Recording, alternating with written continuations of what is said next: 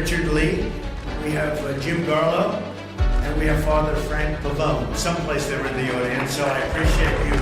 I appreciate you being here.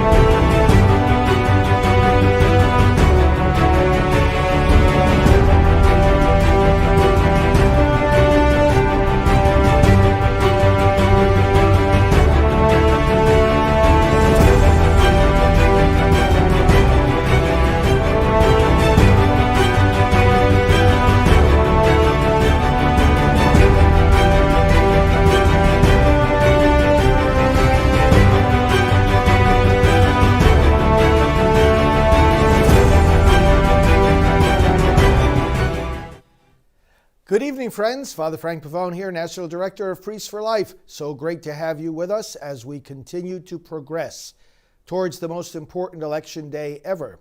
But it's not just election day, which is 3 weeks from today. It's election season. Voting has already started in many places. Someone is just telling us on the comments that they waited today 4.5 hours to vote. And we're hearing similar stories from various states that have begun the early voting process. This process will continue now for 3 weeks. We've got to be engaged in it. We are the ones that can reach other voters, all of us working together. Just those watching this broadcast can change the course of the election.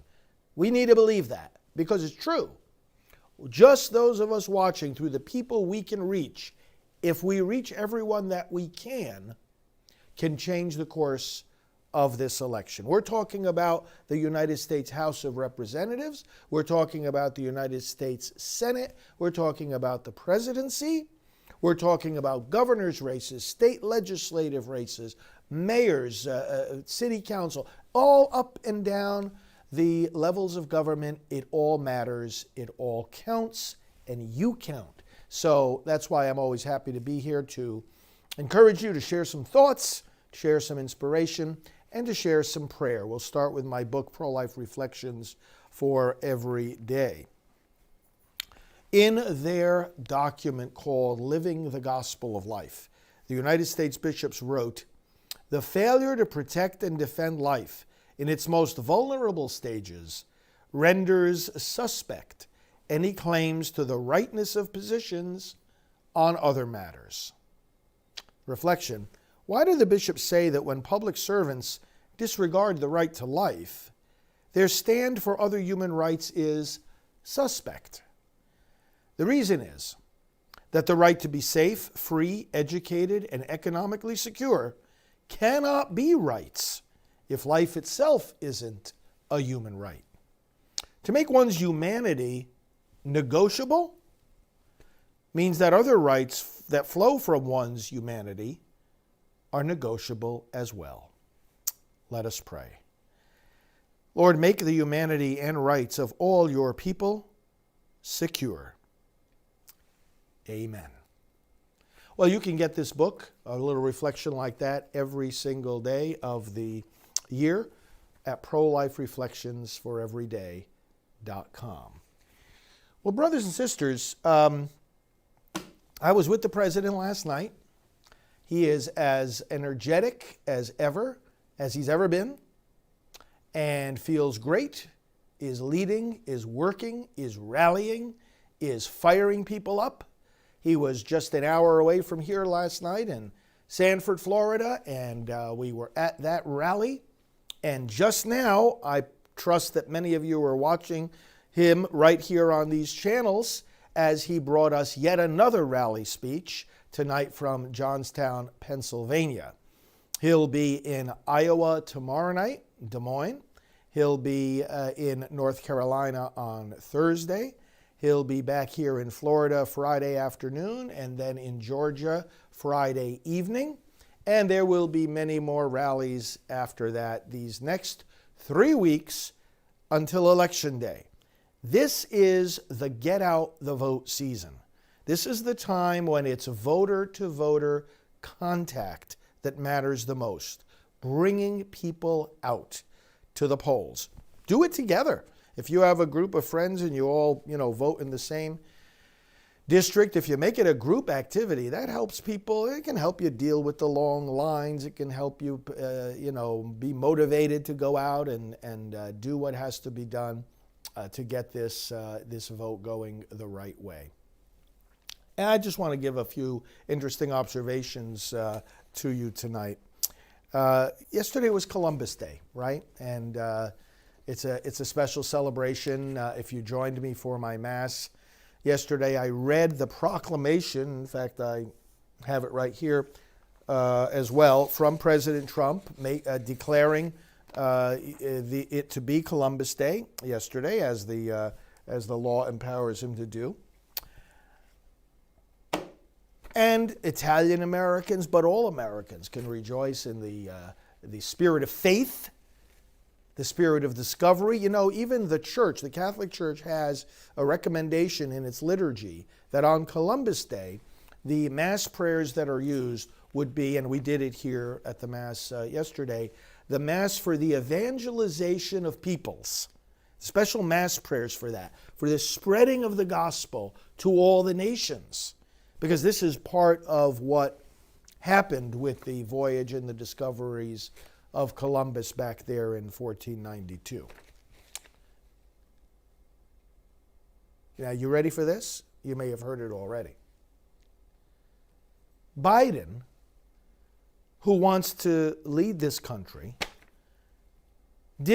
he ignored Columbus Day.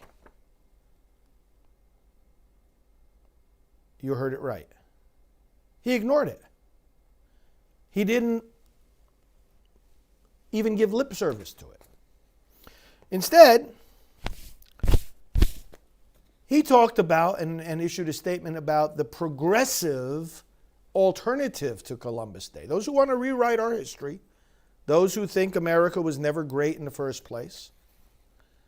And he honored Indigenous Peoples Day. You see the narrative already, right? Oh, no, it's not the great courage and faith and discovery and linking of the two continents and that was ushered in with the voyage and discovery of Columbus. Oh, no. No, never mind about that. It's the people that were here. Oh, those indigenous people, we've treated them so bad. So Biden goes with the progressives they don't want to pay any attention to Columbus Day. This is just the tip of the iceberg. They want to rewrite our history.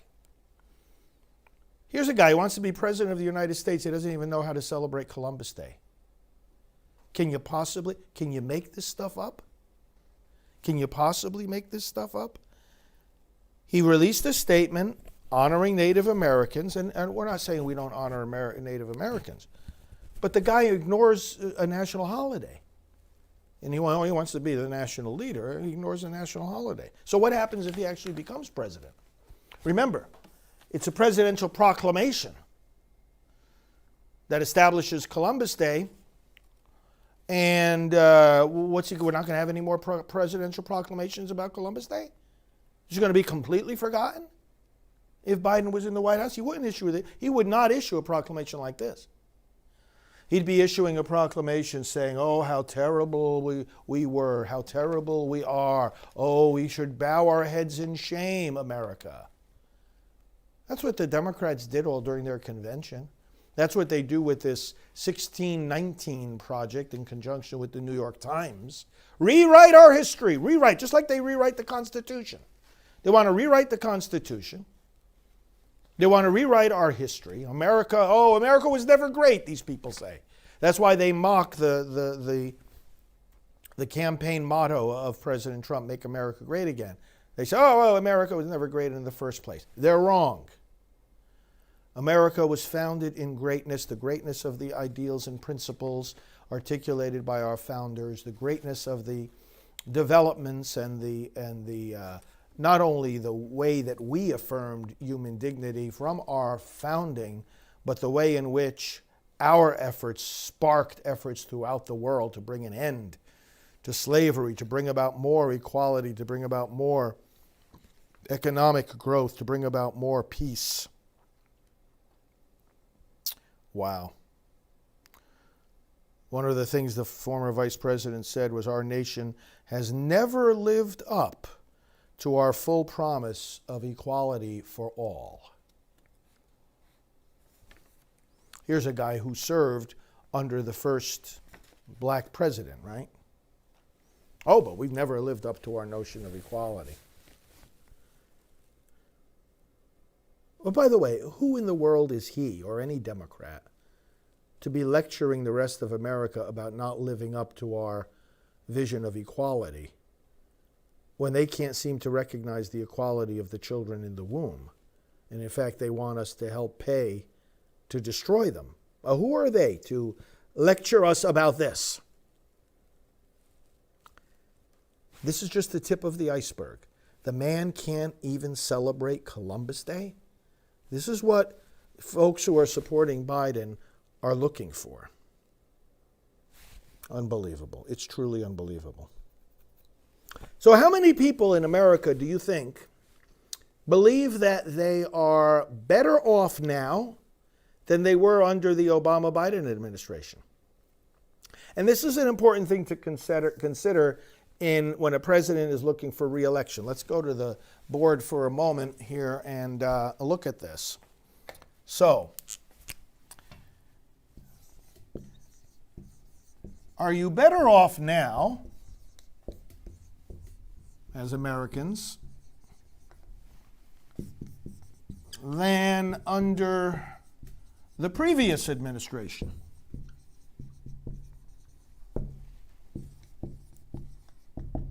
Now, if you look at other presidents who have sought a second term as president, and you consider how people in America answered this question when they were about to choose whether or not to give that president a second term, the highest number of people, the highest percentage to say, yes, I'm better off now, this is for previous re-election campaigns, was 50%. Well, 50% is very significant. If you're leading a country and half the people feel like, hey, I'm better off now, well, you're likely to get half the votes, at least, maybe a little bit more, to re-elect you.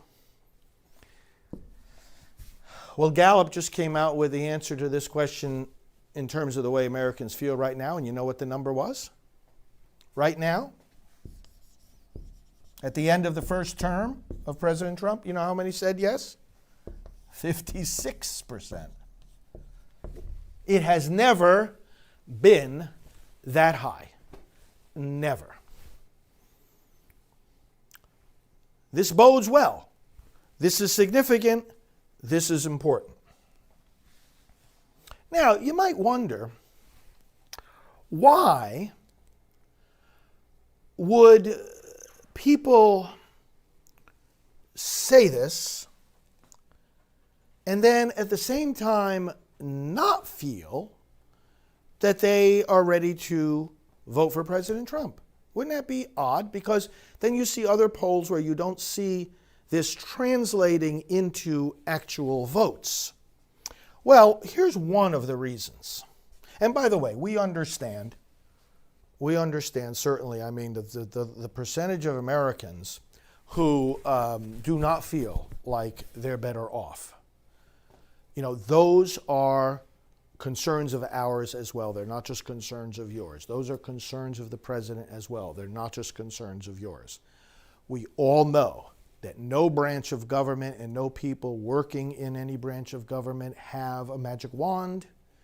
Nobody here on earth, no system of government or political party can make life perfect.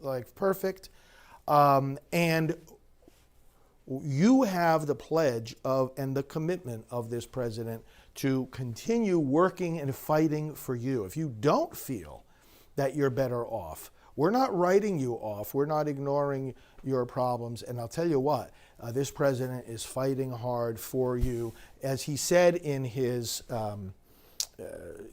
rally speech tonight and also last night at all these rallies, the best is yet to come. We are on a path of winning, winning, winning, and the best is yet to come. See the positive vision that this president has, not the negative vision that Biden and the Democrats have. But one of the things going on here in terms of this translating into votes, I want to address this just a little bit. I've told you some stories that I know about President Trump and my own encounters with him, but people that know him way, way better and have known him for many years on a personal basis, I can tell you they always tell this to me, that he's just a plain good guy. He's a nice guy. He's a generous guy. He's a forgiving guy. He's a humble guy. He's a generous guy. He's a family man. He's a father of beautiful children. By their fruits you will know them. A lot of religious believers don't realize this. What a good man. You know, we always talk about his accomplishments, and I ask you to go to promiseskept.com regularly and look at those accomplishments. Study them. Memorize them. Talk to others about them. Promiseskept.com. So the accomplishments is one thing. But you know, it's the... You know, a lot of people struggle with they don't realize what a good guy he is. Like Kim Marie is saying, he raised his children properly. Look at the man. Look at the family. Look at the fruits. What did Jesus say? A bad tree cannot produce good fruit. He's got beautiful, professional, distinguished children, successful people. I mean, that by itself. But I'm going to tell you, the people that I know that work with him and have encountered him far more than I have, say things like, you know, he's so attentive to the way that people feel and to their needs and to their families. From stories of him, you know, when somebody helps him, you know, he ends up, you know, blessing them in tremendous ways, like the story I told you. It circulated publicly about in New York, the guy that stopped to help him when he had car trouble on the road, and Donald Trump ended up paying his mortgage as an expression of his gratitude. But it's more ordinary things than that. You know, staffers and people who are visiting with him on business in the Oval Office, you know, he'll ask about their families. And somebody was telling me just today how you know, they told the president about an elderly relative and who prays for the president every day. And the president stopped and he said, "What's her name?" And he wrote a note to her, a personal note, thanking her for the prayers and for the concern. Another person on his staff told me that how he was talking to him. They were doing business, and you know, he stopped to ask, you know, how's the health of your family? How's your children? What is going on, you know, in your family life? And please give them my best. And I've seen this. I mean, people that I know who knew him for a long time, even before he ran for office, are just so impressed by the respect and the kindness that he shows to those around him, those who work for him, those who become friends with him. It's constant. I'm telling you that I'm talking to these people all the time, and this is the only thing I'm hearing. I have never heard a person, and I've lost count of how many people I know, and I've spoken to at length, who know him very well. I've lost count of how many of these people there are, and they're consistently telling me all these stories, and not once from any of them have I heard the slightest complaint about his attitude or his actions. Not once. I'm just, you know, I mean, this is, and I bring this up because, first of all, it's true. You know, I mean, this is a man who is lied about constantly, totally unfairly smeared all the time by the media and by the left, they have nothing good on their side, the left. They're nothing good in their ideas, nothing good in their policies. All they can do in this election is attack and malign and slander the man that they are opposing. It's a totally negative campaign coming from the other side. Meanwhile, President Trump is saying what I said a moment ago. Hey, America, I'm fighting for you, and the best is yet to come. And he says this constantly. And it's true. You can see the best is yet to come. And that's why 56% of the American people are saying that they're better off than they were under Obama-Biden. Now, that should be translating into the votes, because aside from the accomplishments, you got a good guy here. It's okay to vote for him. You know, as a spiritual person, as a person who is concerned about character and about virtue, you know, let's talk about character for a moment. Besides the personal generosity, what does he do with his paycheck? Do any of us do the same thing? Do any of us do the same thing with our paycheck that he does? Namely, give it away. Give it away to various programs and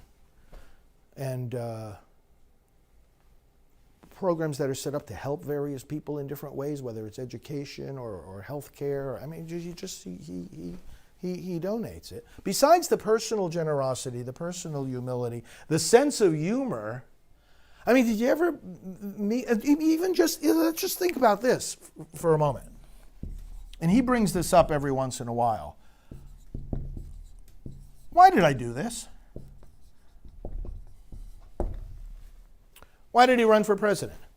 I mean, how many of you knew the name and the person Barack Obama before the news started circulating that this senator was thinking of running for president? I mean, I remember when he first started coming onto the scene, I was like, who in the world is this? Never heard of this guy. Now, why did Donald Trump run for president? Was it in order to become well-known? No, he was already well-known. He was already famous. So why did he become president? Maybe he thought that he could find some path to fortune. Was it fame? Was it fortune? He already had that. Success, maybe he felt he wasn't successful at doing anything else, so he decided to become president. He was already successful. Why did he do this? He had never run for office before. He wasn't a politician. But by the way, that's how he got elected. He's not a politician. He mentioned it again in the rally speech tonight, and also again last night. He's reminding people, I'm not a politician. If I don't talk like a politician, it's because I'm not one. If I don't behave like the Washington, D.C. swamp, it's because I'm not one of them. If I don't act presidential, he said it's much easier to act presidential than to do the things I do and actually get things done. What would you prefer? Somebody who acts all presidential, is prim and proper in every word and every mannerism, or the one who actually brings about a record reduction in poverty and a record reduction in unemployment and a record strength to our military and to border security and to all just up and down the litany? Would you prefer somebody who's prim and proper and doesn't get things done, or who, maybe that doesn't sound so presidential, I'm not so sure about that, but actually gets things done? Whom do we as a people prefer? Whom should we prefer? Well, let's ask the question a different way, using a military analogy. There's a battle going on for your protection and the protection of your family. Literally, the protection of your community and your country. What do you prefer? The general who can win the war, or the nicer of the two? The nicer guy of the two? Which one do you want leading the forces that are defending you? I mean, I think the answer is self-evident. It's obvious. Why did I do this? He did and why does he need it? The criticism? The constant opposition from the media? The constant mistreatment from the Democrats? He caught them spying on his campaign. There, it's all starting to come out now, and more of it is coming out again and again. They spied. This was an attempted coup. What's been going on over these last 4 years, this is why it's a joke. It's a joke. When the Democrats try to raise the question, as even during the Amy Coney Barrett hearings during these days, the Democrats trying to bring up the question about, oh, well, will the president accept the peaceful transition of power? First of all, he's not going to need any transition of power because he's going to be in there for 4 more years. But under the hypothetical delusion of these Democrats that somehow Joe Biden will get into the White House, they're speaking this narrative as if the president is not going to allow a peaceful transition of power. Our nation is known for its peaceful transition of power for these 244 years of our existence. But the irony of it all, the current Democrat Party are the ones asking this question when they have not allowed a peaceful acceptance of the 2016 election for these last 4 years. They're the ones that haven't been able to accept the peaceful transition of power. You know what President Trump did not have? He never got what's called the presidential honeymoon. You know what that refers to? When there is a transition of power and the White House switches from the control of one party to the other, you know, the political opponents of a new president from the opposite party kind of lay off for a while. You let the man settle in. It's the most important and powerful position in the world. Let him settle in, kind of get his bearings, encourage him a little bit, because after all, I mean, political differences being what they are, despite those differences, we are one country, and he is our president. So this is the mindset that is always characterized American politics. We can fight very hard and disagree very vehemently. But, you know, when it does come time for a transition of power, I know our country has always been marked by this. There's a courtesy, there's a certain respect built in that says, well, the man is our president, so let's give him some space here. He's been a hard-fought campaign, and let's let the man settle in and feel the love a little bit, feel some support, encourage him. He's never been president before, you know. I mean, it's got to be a scary thing. They didn't give President Trump any presidential honeymoon. Not only had he never been president before, he never held any elected office, he wasn't a politician. But they didn't give him the presidential honeymoon. There was no sweetness. There was no, oh, good, come on, let's help you settle into the job. There was none of that. Do you remember what happened at, well, actually, 5 days after the election, a group met to plan the resistance. Now, this is public record. A group met 5 days after the election to plan the resistance and how they would try to thwart what this president would try to do. And the inauguration, you remember what 70 Democrats did? Again, this was another evidence there was no honeymoon. They boycotted the inauguration. They didn't show up. We're talking about members of Congress. I was there at the inauguration. I saw the empty seats. 70 of them. Sore losers that they are. Oh, not my president, not my president. Are these people just ignorant of how this whole system works? So they didn't. So what I'm saying is, you know, he has to face all this garbage from the media, from the Democrats, from the left. What does he do? Why does he subject himself to that every day? Has subjected himself to investigations and obstruction and fake impeachment and all these lies. And now he wants to do it for another 4 years? Stop and think. What's motivating him?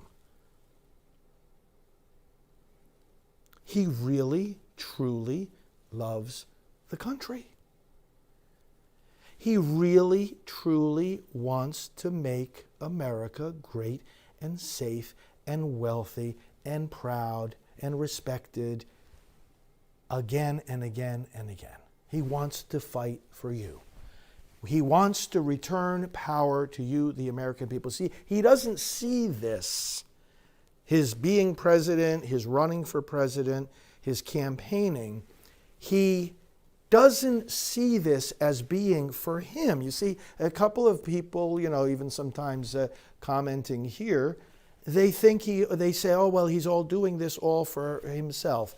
Yeah, exactly what for himself? Exactly how? By raising more people out of poverty to the tune of 6.6 million than any previous president has done? How does that help him?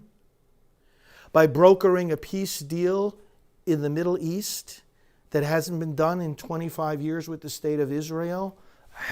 Exactly how is that selfish? By helping the veterans, by firing 9,000 workers from the Veterans Administration who were doing a very bad job of not serving our vets and getting rid of them. Obama didn't get rid of them. And what's in that for him? VA choice? I mean, the president doesn't need more doctors. He was referring tonight to the fact that when he came down with the virus, he said, I never knew there were so many doctors in the world. I got all these doctors surrounding me from Johns Hopkins and all these people. And he doesn't need more medical attention, but he did VA choice so that the veterans wouldn't have to wait and wait and wait and wait for medical attention that they need now. And he revised the system and said, no, go to your doctor, that you can get the treatment now and then send us the bill.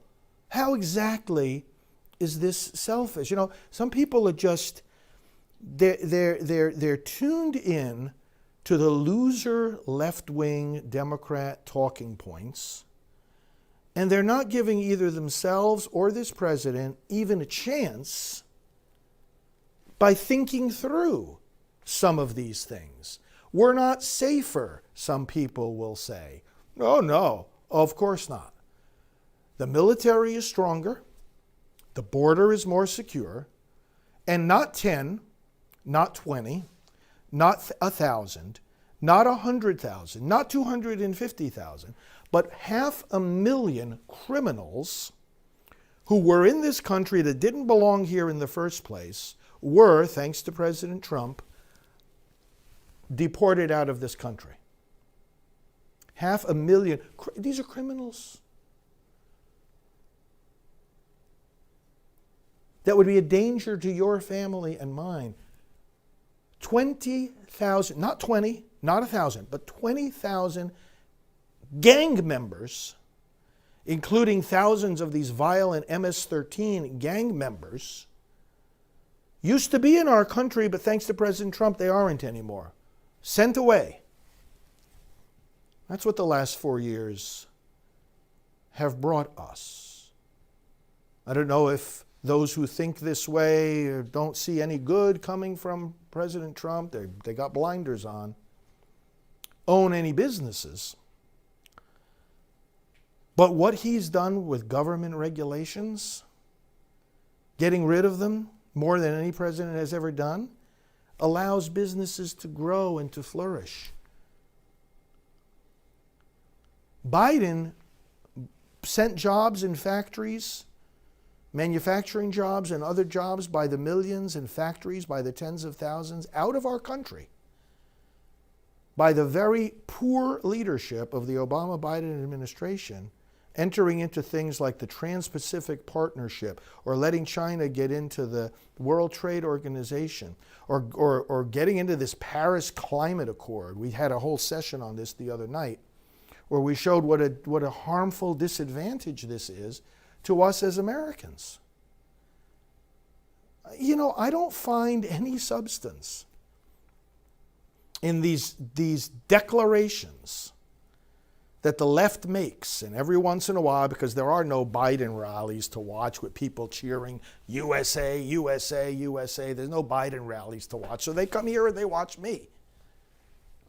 And I don't hear any substance at all coming from these people. They've got no facts, no arguments. They've got nothing.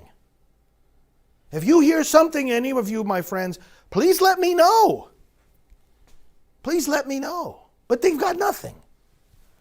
Okay, so character, it first revolves around, why is he doing this out of service for the American people? You show character, this man is a good man. Character, when you keep your promises, you keep your word. That's why the website of his accomplishments is called promiseskept.com.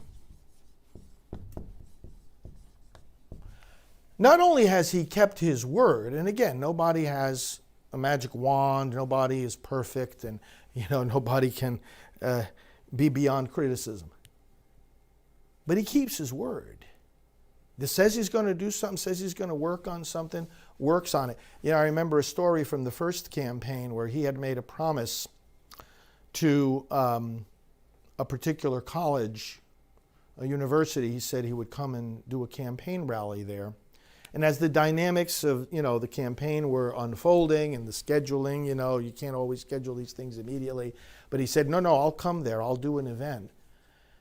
And, the campaign was progressing, and the state in which this college didn't end up really being a swing state. It wasn't necessarily electorally a benefit to go there. And some of his, advisors were saying, well, why are you going there? You should be in one of the other states that's going to help you more. And he said, no, I have to keep my word to my friend. I promised I would go and speak at that school. This is the kind of man that he is. Promises made, promises kept. And there's lots of stories about this too, where he would, shake hands with somebody, make a promise, and, at great sacrifice, would not go back on his word, would follow through on that. We're going to talk tomorrow night, by the way, in this program with a man who also has had a lot of personal contact with the president, Stephen Strang, who wrote the book God, Trump, and the 2020 Election. The author of that book is going to be with us tomorrow night and talk to us about his book. It's a great book to read in these next few weeks, and he'll give us continued insight into the character of this president. But, you keep your word. This is one of the key things you want to look for in politicians. And also, you want to look for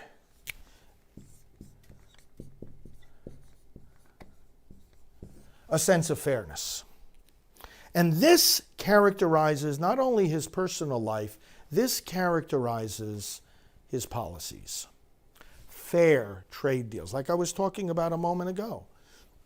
Excuse me. You don't enter into international trade deals where America is going to be at a disadvantage. One of the things he talks about is most favored nation status that he has gotten for the United States. Most favored nation status means in a trade agreement, if one country involved in the agreement is given a break in some way, all the countries involved have to have the same break. That's what he's insistent on for America. My goodness, it's just common sense. It's really just common sense. Fairness. Fairness in international trade agreements. Why did he go to NATO and say to NATO, hey, you guys aren't paying your fair share? You're not paying your fair share. And he said to them, you got to start paying up. Why should, if we have this agreement that we're all going to chip in and help one another be defended, why is it that America should be footing the majority of the bill? Well, he got all of them but one, I think, to pay up their fair share of the NATO bills, $130 billion. Fairness, transparency, honesty. Price transparency. You heard about price transparency? This has been already signed. Doesn't take effect till January 1st. But the idea that companies and the idea that health insurance should not be giving us surprise bills, but to be upfront. Tell people, before they agree to pay something, tell them how much they're going to pay. Price transparency is something that the president has been very committed to, and we're going to see this kicking in more and more. In the area that we work on in regard to abortion, he has insisted that health insurance companies that cover abortion don't hide that fact. He's instituted a regulation that says they have to let the person who's buying the insurance plan know up front whether it covers abortion or not, because that is one of the many ways that, as he says, we're restoring power to you, the American people. In other words, you should be equipped with the knowledge you should know. Because if you don't want your insurance plan that you're paying into to cover abortion, then you should know so that you don't have to buy into that plan. This is the kind of transparency, fairness, honesty that he is calling for, that he is looking for, that he is insisting on, that he is putting into public policy. He's been transparent about the courts, the judges. What president in the past, and where, by the way, is Biden on this, has told us in advance the list of names from whom he would choose a Supreme Court justice. The Supreme Court is so important to so many people. He told us, and he stuck to his promise, stuck to his commitment. Come on, Biden, show us your list.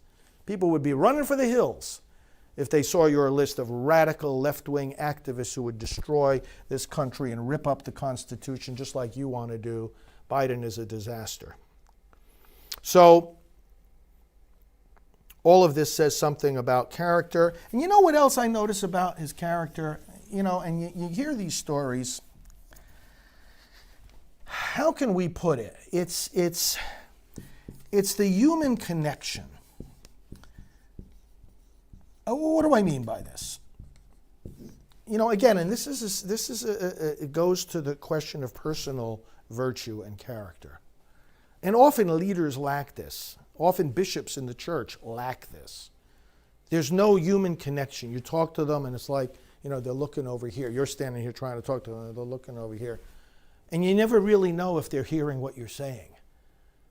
And they talk, and or if they even talk, and you hear words, but you don't know after they talked what they really said. There's a disconnect in a lot of leaders. They're aloof, they don't have time for you, and it's like, this guy's the opposite. Now, one of the things that you know, there's a lot of stories about this, and again, it comes down to the personal level. Alveda King, who works on our staff full time, you know, she's frequently been with the president. She'll attest to that personal attentiveness that he has to the person right in front of him. But there's another dimension here that comes across in policy. I remember the story, for example, of when he went to the generals on one of his overseas trips and was asking them, I believe this was in the Middle East, and was saying, well, you know, how's this operation going? How long is it going to take? And, oh, well, we expect it'll take this long. And he says, really, it has to take that long? Well, no, sir, it doesn't have to take that long. Well, tell me what would you recommend? Well, sir, we could do it in, you know, a fraction of the time. And he said, well, why didn't anybody ever tell me that before? And they said, sir, nobody asked us. The guys on the ground, the generals, those that are leading the troops, and are in the midst of the situation of the mission that the commander-in-chief is giving them, we have a commander-in-chief who actually will talk with these guys and listen to them. And you know, and you see him do this. You know, you often hear him say, like in press conferences, if he's asked a certain question about something, he'll explain what the administration is doing, and then he'll say something like, well, we'll see what happens, we'll see what happens. And he uses that phrase because he's always listening to find the best way of how it will happen. He knows how to negotiate, and he knows negotiation means change, and negotiation also means listening. And you want to find the right people to talk to. And you see, the thing about President Trump is he doesn't have the mindset that the best advice only comes from the elites. The best advice only comes from the experts and the professionals. No, he believes the best advice, sometimes it could come from the most unexpected place. Just listen to the people around you. And this is what he does. There's a certain human connectedness here. We saw it with the way he dealt with North Korea. You know, he was told that North Korea, he was told by the previous administration, this is an unsolvable problem. You know, you're not going to be able to solve the North Korea issue. And, they would talk about the, Kim Jong-un over there, the leader. And at a certain point in all the discussions that were going on about what a big problem North Korea and its leader were, President Trump said, well, did anybody ever talk to him? You ever try sitting down and talking to him? And before we know it, we see him and the North Korean leader shaking hands and talking together. I mean, President Trump was not soft. He had a certain point he had to walk away from the negotiating table. But he didn't get us into a war with North Korea, did he? Like some of the leftist lunatics predicted that he would. Where's the war? Where is the war? Where's the war? Where's the tension? Even the tension has come down. We worried about, North Korea acting up tomorrow. I mean, President Trump has calmed that situation down. And again, I think the key line here was not some kind of, really complex military or geopolitical solution. It was a human solution. Hey, he said, did anybody ever try sitting down and talking with the guy? That sounds very much to me like what the Catholic Church always advocates when we talk about dialogue, when we talk about listening, when we talk about engaging the human person face to face.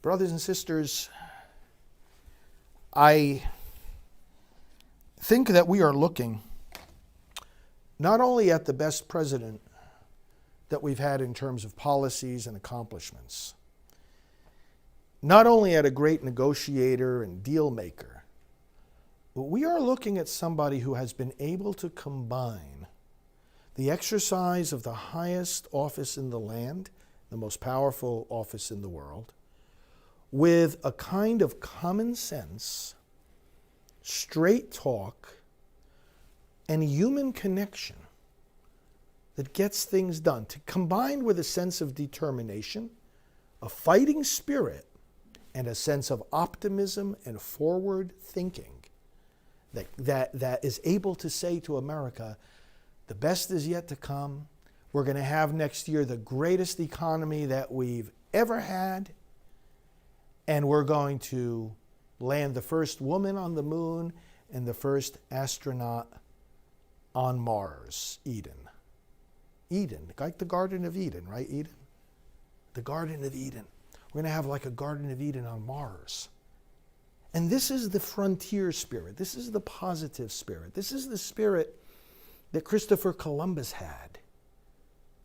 This is the spirit that the frontiersmen had in developing this country and being willing to go west and settle new lands.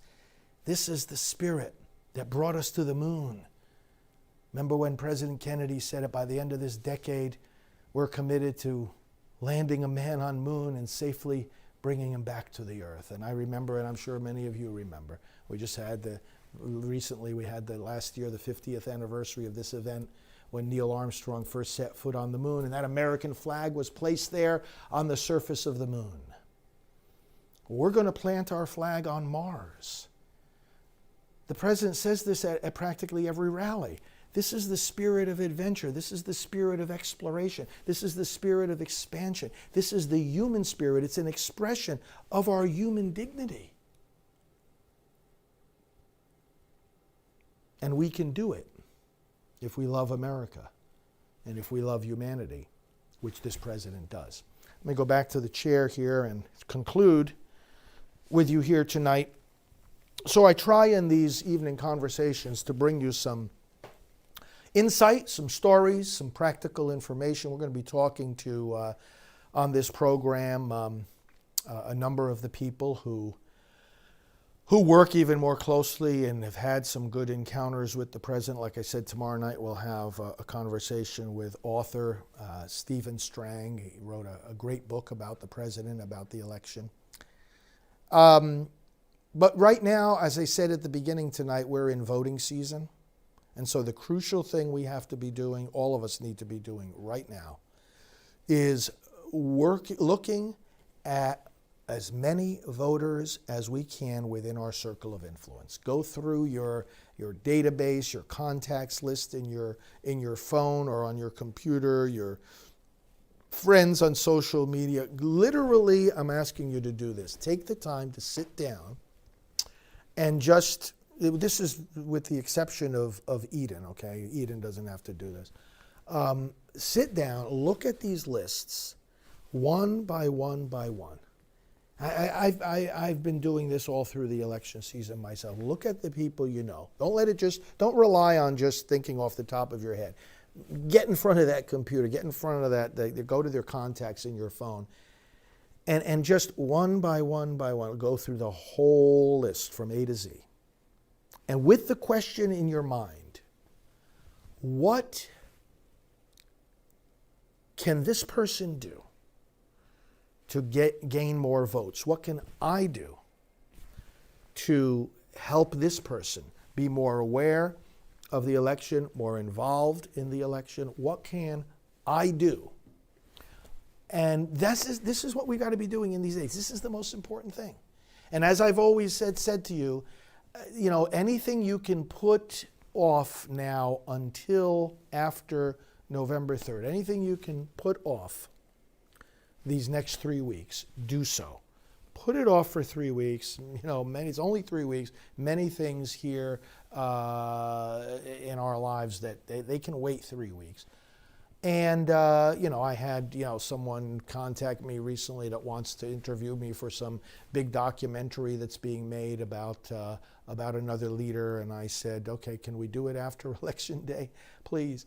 Because even if something is just going to take an hour of your time, that can be an hour reaching more voters. And these elections can be very, very, very, very close.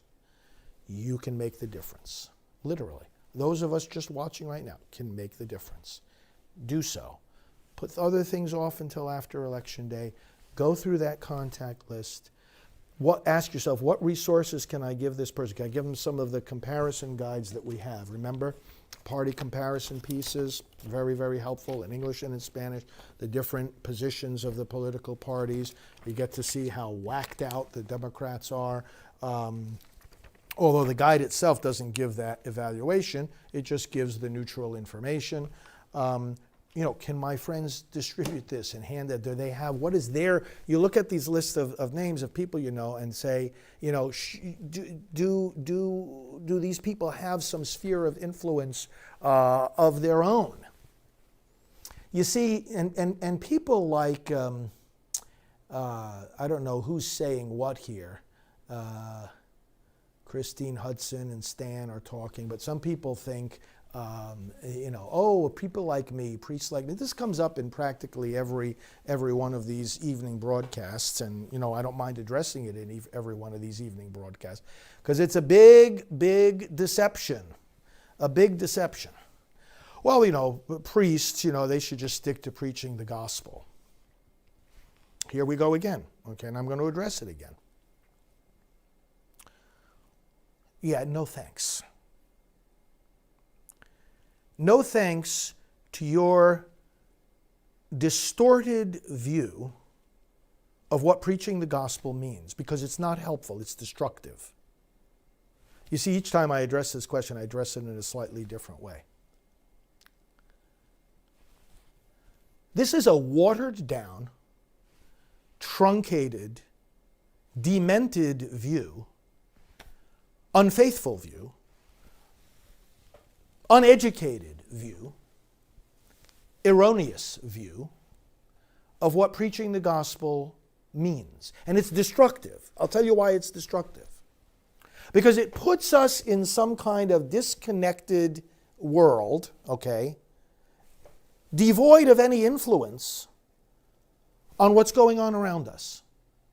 So someone like me, whatever preaching the gospel means, I'm not supposed to actually talk about how people's lives are affected by the kind of leaders that we elect. Now, these are people who are writing our laws. So does a preacher of the gospel have to live under and obey the laws of the land? Yes or no?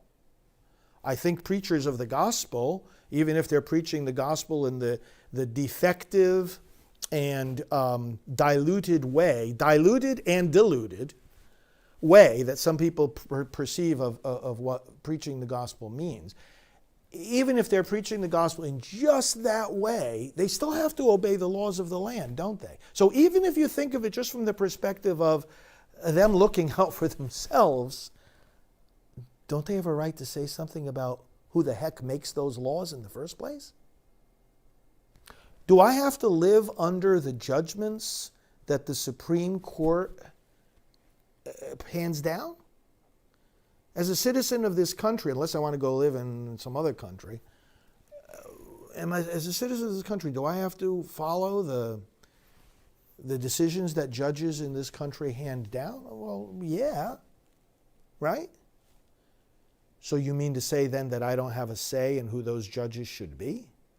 Now that's even just if I'm thinking just about helping myself. What if I want to help others? Doesn't the gospel say something about that? What does the gospel say, as a matter of fact, about what we're supposed to do in the world? You see, this is why I say it's a diluted and deluded vision of the gospel, because it's like, oh, well, the gospel, I guess these people, when they say, oh, fathers should just stick to preaching the gospel, I guess they mean that, just tell us about the angels around the throne in heaven, and tell us about how Jesus died and rose from the dead. Well, I do preach about those things. Come join me every morning for Mass at 10 o'clock, and you'll hear the preaching of the gospel.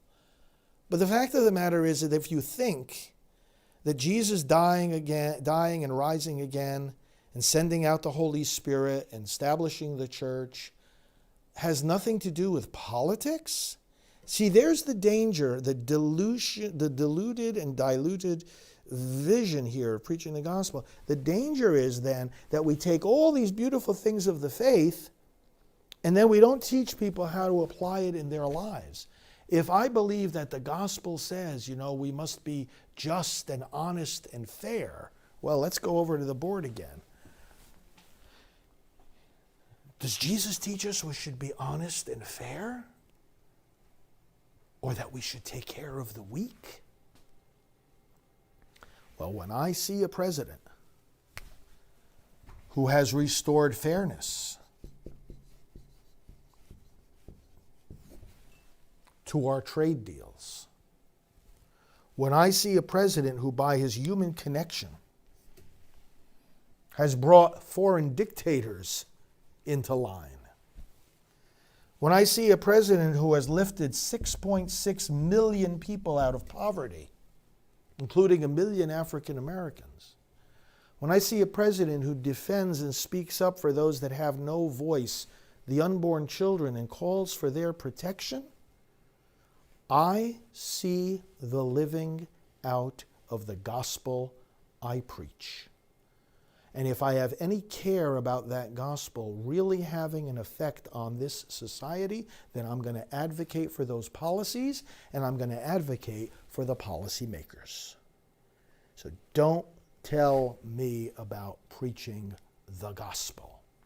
This is exactly what the gospel requires, that we get up, that we hear the word of God in our churches, but then like the civil rights movement did, and like the anti-slavery movement did, that we get up and go out of the four walls of those churches and change this world and do what the great gospel commission of Jesus Christ says we should do. Go and make disciples of all the nations, baptize them in the name of the Father and of the Son and of the Holy Spirit, and teach them to carry out everything I have commanded you, to stop the shedding of innocent blood, to take care of the widow and the orphan, to care for the poor, to secure and protect your family and your land, to have the freedom and to defend the freedom of everyone, to worship God as they see fit. This is the proclamation of the gospel, and this is the agenda of our great president and of his party. And brothers and sisters, don't let anyone try to make you or us as clergy, shame on those who are essentially saying to us as clergy, you should have no voice in the public arena. Oh yeah, you have to follow the laws, but don't tell anybody anything about how to make good laws, except the bad ones. In other words, we should shut our mouths about politics, let people elect whoever in the world they want to make crappy laws, unjust laws, And then, oh, we like little meek little sheep, little mice, meekly just have to bow our heads and say, yeah, I guess I'll pray some more. It's so terrible, the laws that we have. Oh, the violence, it's so awful. Oh, the criminals. Instead of sitting in some corner lamenting to God about all the crime in our communities, how about supporting a president that took 500,000 criminals who weren't supposed to be in this country and got them out? I want to hear from all these people who think that we should be silent about this stuff. You want those criminals back again? Is that the gospel? Come on in, guys. Come on right back in. Kill our children. Shoot them up in the schools. Burn our buildings down. Riot in the streets. Steal and loot and kill. These are the people President Trump is saying don't belong in our country. Get them out. If they weren't supposed to be here in the first place and they're coming just to kill and to steal and to disrupt. Don't tell me about the preaching of the gospel. So, friends, let me give you a blessing. Thank you for spreading this word. I'm sure tomorrow somebody else will, when we come together again tomorrow night. And by the way, there's another rally tomorrow night from our president, 7 p.m. Let's watch his speech. And then we'll talk at 9 p.m. I'm sure somebody else tomorrow from some other part of the country will come on and say, why is this priest talking about politics? And I'll explain it all over again. And meanwhile, I thank you for spreading the word with me and for me. Well, now may the Lord bless you, friends. May He answer all your prayers, protect you and your families, make you strong advocates for life and for the values of our country. And may Almighty God bless you, Father, the Son, and the Holy Spirit. Amen. Okay, we'll see you tomorrow. Father Frank Pavone here of Priests for Life. God bless you all. Hello, I'm Evangelist Alveda King. Day by day, my work with Priests for Life and Father Frank Pavone provides me with many opportunities to speak up for the unborn, whether on television and radio or in conferences with pastors or with government leaders. In order to accomplish all this work, we rely on the donations of individuals like you who believe in this cause and want to help us save lives. May I ask you to support us generously?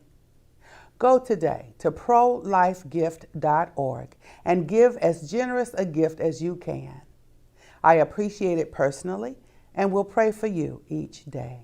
I think we have Richard Lee, we have Jim Garlow, and we have Father Frank Pavone, someplace there in the audience, so I appreciate you. I appreciate you.